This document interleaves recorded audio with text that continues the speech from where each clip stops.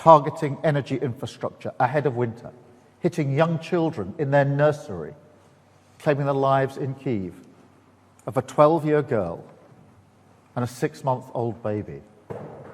This is who Putin is.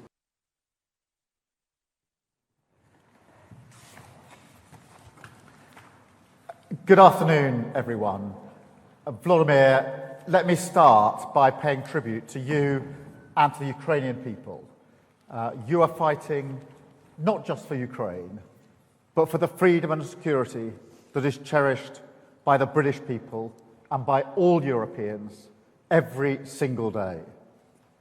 What's your impression of the chance that the US will give Tomahawks in the end, or is it time for other countries to step up? To Prime Minister Volodymyr, you have said for months that you're ready for a ceasefire and you're ready to meet Putin. Yet he continues to stall and play for time.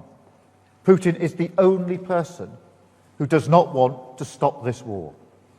His strikes on civilians this week made that crystal clear once again, targeting energy infrastructure ahead of winter, hitting young children in their nursery, claiming the lives in Kyiv of a 12-year girl and a 6-month-old baby. This is who Putin is. Time after time, he rejects the chance to end the war. So I'm sure. AMP, or in good Dutch. Sorry, I thought it was to reply on what was... First, we will act to take Russian oil and gas off the global market. Last week, the UK became the first country to sanction all of Russia's oil majors. On Wednesday, the US acted decisively to join us, together with further sanctions from the EU. And we're choking off funding for Russia's war machine. But you were asked for... No. My apologies. Sorry, of course. Danmarks Radio. Yeah. No. We all see the challenges of these days, and the Russians are carrying out a campaign of terror against our energy system, and they really want to make the winter cold a tool of torment and pressure on Ukraine, our people, and on our defense.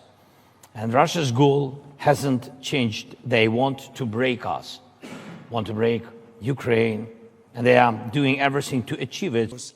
Doesn't this proposal come 3.5 years too late? And also for you, President Zelenskyy, what do you think? Do you think that...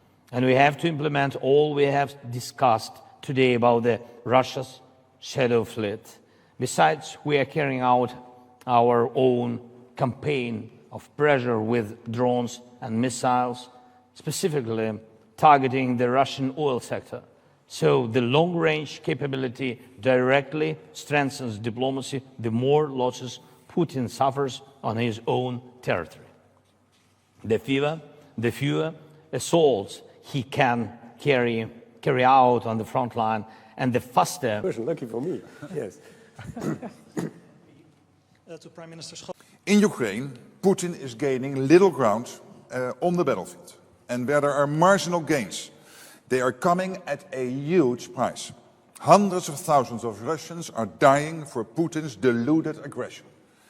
Ukraine continues defending itself bravely, and our support to them is working. The truth is that Putin is running out of money, troops and ideas. President Trump said it very well. They should stop where they are now. And now is the right time to increase the pressure on Russia, so we can finally get a fair and a just peace for Ukraine. Dick, can I come to you first? Yes, and the question is going to...